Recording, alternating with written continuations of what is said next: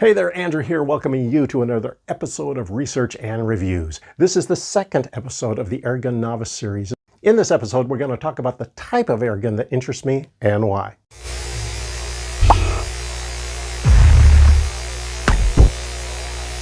So there are three basic types of airguns that you will typically encounter, and they vary based on how they're charged or pressurized.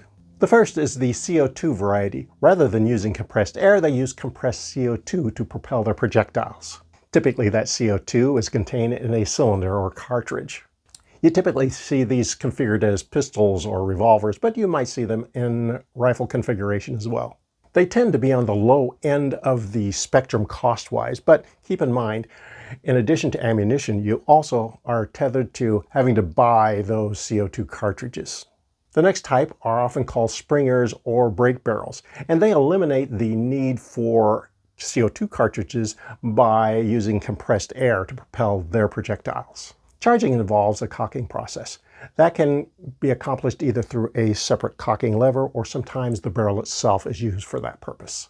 Brake barrels are often seen in a rifle configuration, and they offer more power and a wider variety of pellets that can be used. The cocking process, though, was a detractor for me, and that's what led me to take a close look at the PCP version of airgun. PCP stands for pre-charged pneumatic, and these airguns use compressed air to propel their projectiles. They compress that air under high pressure, and when I say high, I mean thousands of pounds of pressure. Now, this offers a variety of interesting advantages. First, the number of shots per charge can be anywhere from 10, 20, 30, 50, 100, 200 or more. Secondly, semi-automatic or full automatic versions are available. Third, projectiles can often be propelled at a higher velocity. And fourth, there's a wide variety of projectile types that can be used with PCP airguns.